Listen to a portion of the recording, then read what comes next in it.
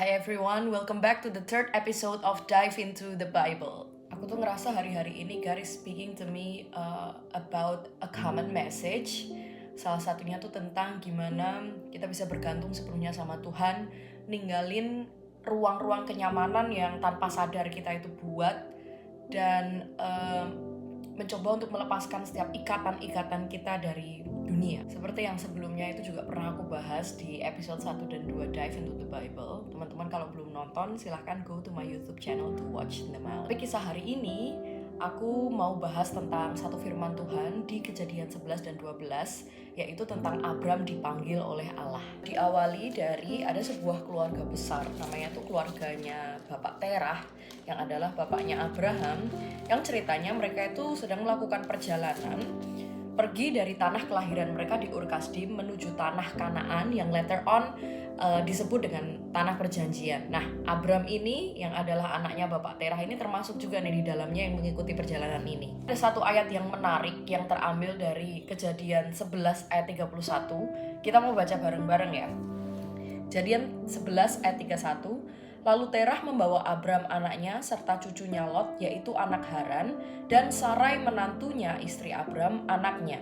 Ia berangkat bersama-sama dengan mereka dari Ur Kasdim untuk pergi ke tanah Kanaan. Lalu sampailah mereka ke Haran dan menetap di sana. Di mana di ayat ini itu mengkisahkan bahwa ketika mereka itu pergi dari tanah kelahiran mereka menuju ke Kanaan, ternyata perjalanan mereka itu nggak kayak non-stop dan tiba-tiba di Alkitab diceritakan mereka sampai gitu di Kanaan.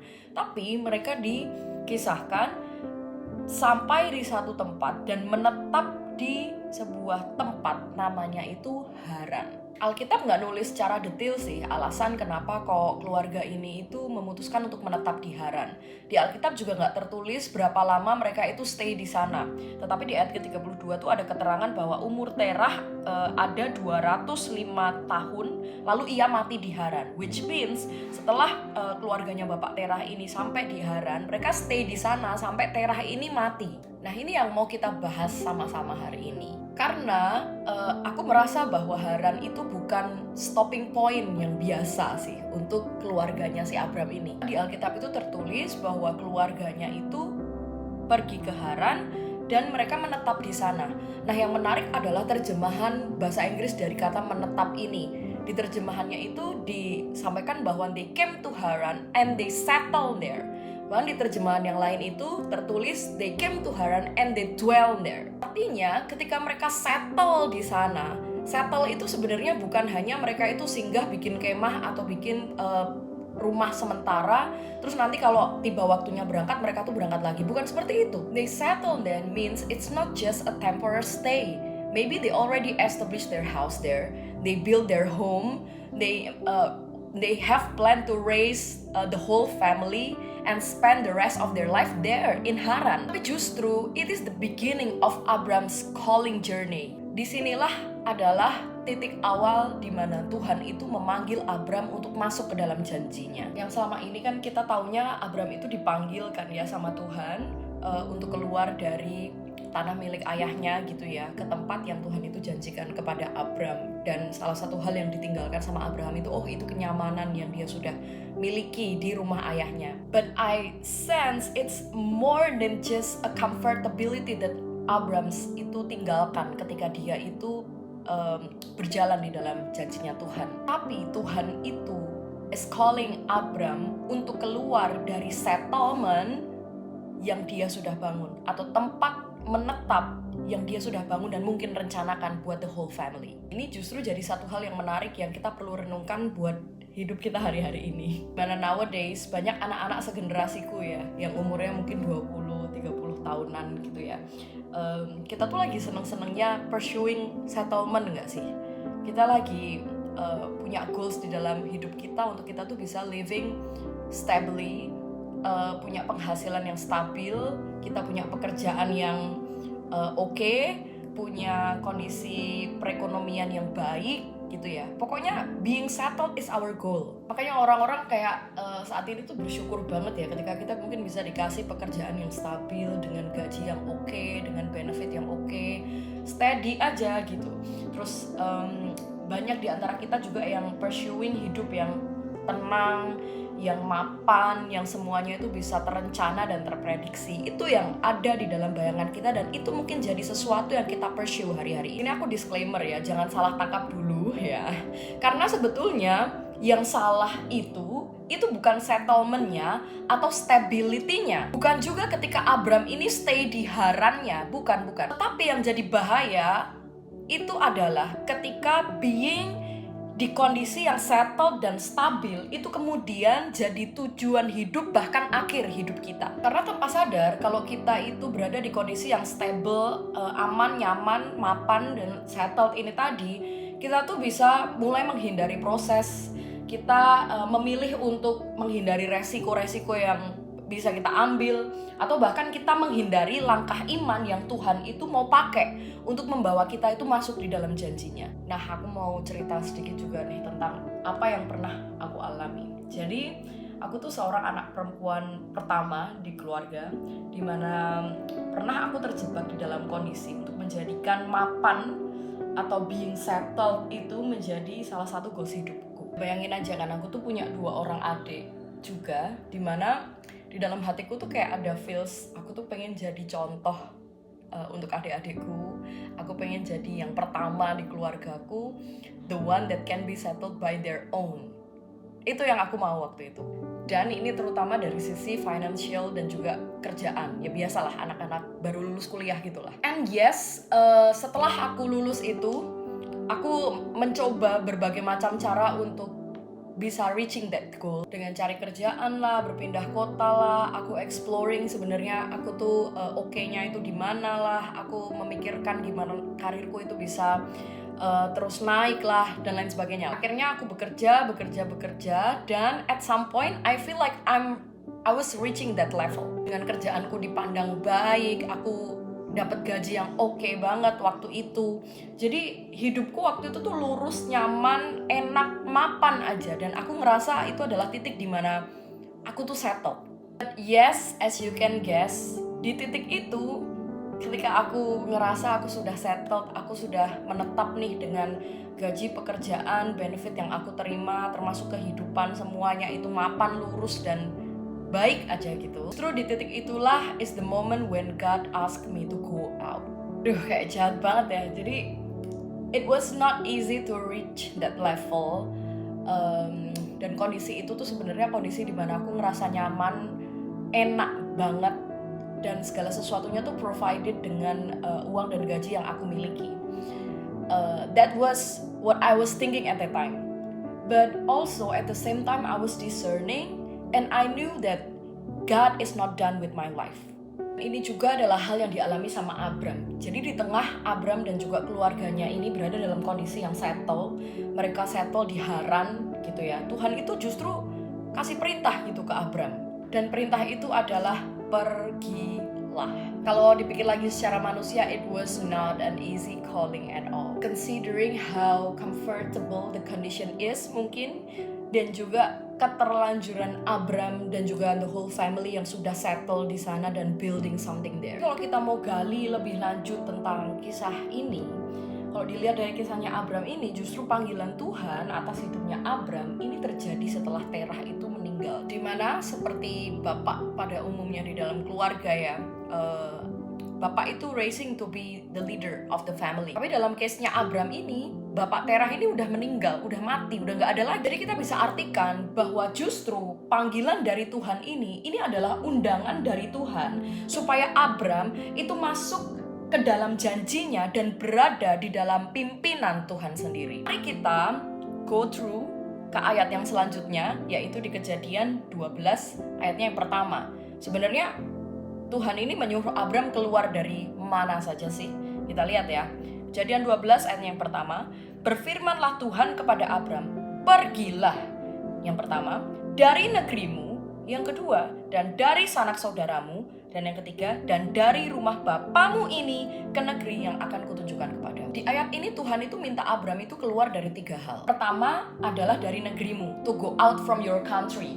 Di mana negeri ini sebenarnya ngomong tentang old leadership, the governmental, dan related to the system where we are in. Mana seringkali sistem itu membentuk pola kita, cara kehidupan kita, cara kita mencari uang, cara kita berpikir, kebiasaan kita yang sudah jadi template yang nyaman. And God calls Abram and us to go out from that pattern. Sebuah pola yang sudah terprediksi, sebuah pola yang sudah menjadi template, itu Tuhan gak mau kita bergerak dengan pola-pola seperti itu karena God can work beyond that pattern. Kedua, Tuhan itu berkata, dari sanak saudaramu. Ini bicara banyak tentang ikatan relasi emosional. Dimana kita bisa ngerasa emotionally secure, kita bisa ngerasa diterima, dikenal, dan juga aman emotionally. Salahnya, relasi yang awalnya itu can be such a blessing for us, itu lama-lama atau pelan-pelan itu bisa berubah juga nih jadi sandaran kehidupan kita. Kita jadi bisa membuat keputusan itu not based on our obedience to God, tapi berdasarkan kenyamanan, ekspektasi, atau bahkan approval dari orang-orang terdekat kita. Tentunya di titik ini Tuhan itu panggil Abram dan juga kita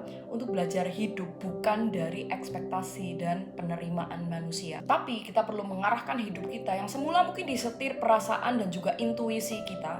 Kita seringkali menggunakan feeling kita untuk kita memutuskan sesuatu, tapi no, Tuhan mau dalam setiap kehidupan kita dipimpin oleh kehendak Allah. Dan yang ketiga, Tuhan berkata, dari rumah Bapamu ini. Rumah Bapa itu ngomong banyak soal warisan, soal identitas dia, dan juga soal jaminan, terutama akan masa depan.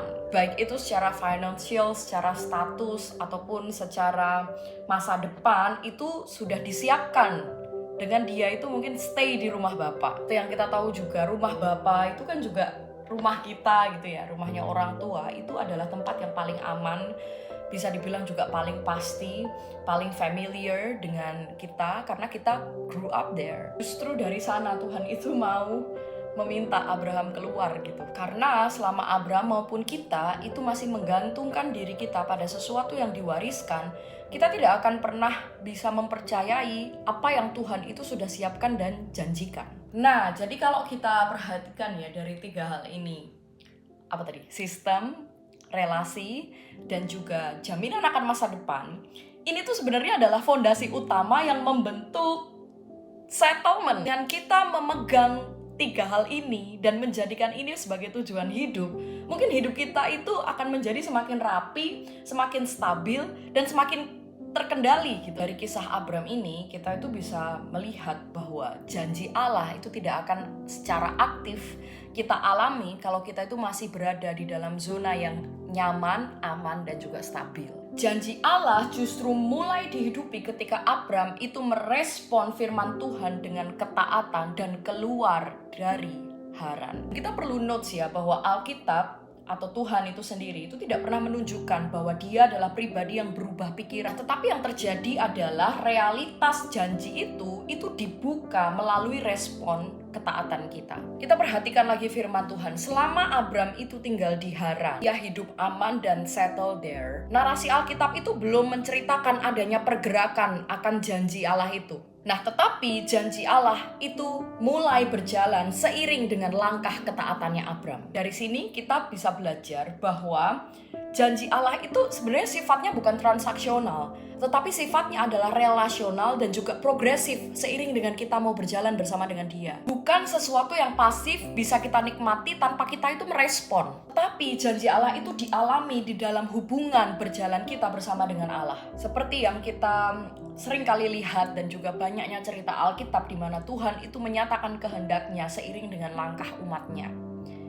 Bukan sebelum langkah itu diambil ya. Seperti yang pernah kita bahas di episode sebelumnya di Dive into the Bible, Tuhan itu memimpin bangsa Israel keluar dari Mesir. Kamu mungkin don't have any idea like jarak yang harus mereka tempuh itu berapa jauhnya, rutenya itu lewat mana aja, atau mereka harus menempuh perjalanan ini itu berapa lama. They don't have any idea about that.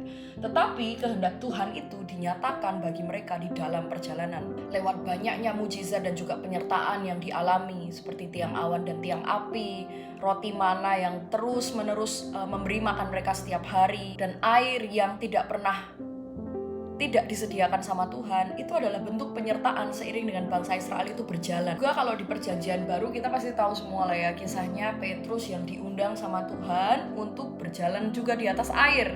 The case is Petrus itu melangkah dulu baru dia merasakan hal supernatural itu terjadi dalam hidupnya. Jadi kehendak Tuhan itu dinyatakan di dalam langkah iman kita. Juga kisahnya Abraham ini juga ngajarin kita untuk kita bisa relearn, refocus, dan juga realign our standing position in God's calling. Sebenarnya kita tuh lagi ada di mana sih? Apakah kita sedang ada di Haran, menikmati masa-masa di mana kita masih bisa being settled, aman, nyaman, semuanya enak gitu ya? Atau justru sudah ada kegelisahan di dalam hati kita untuk kita segera go out from our comfort zone. Tapi ketika panggilan itu datang, apakah kita juga ngerasa takut ketika kita kehilangan semua kenyamanan kalau kita berjalan sama Tuhan? Atau jangan-jangan tanpa sadar kita itu justru intentionally menunda ketaatan dengan alasan nih, dengan dalih nunggu waktu yang tepat nih, padahal Tuhan udah berbicara dan menyuruh kita untuk go out.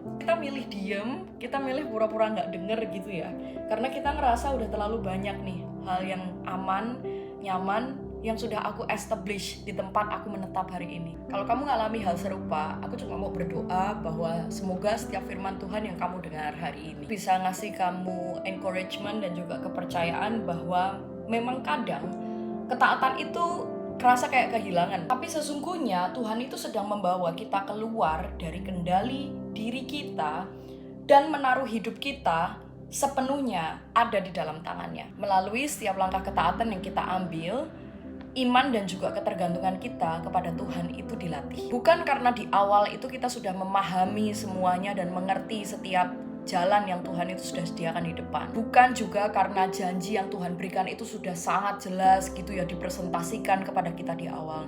Tapi karena kita memilih percaya bahwa Dia yang memegang perjanjian itu adalah Allah yang setia. Dia adalah Allah yang tidak pernah mengingkari janjinya dan selalu menepatinya sesuai dengan waktu yang Dia kehendaki. Maka dari itu, mari kita hari ini semakin memperkuat iman percaya kita sama Tuhan. Kalau kau saat ini sedang ada di kondisi yang nyaman, aman, enak, dan settle gitu, mari kita tidak menjadikan itu sebagai tujuan dan akhir hidup kita.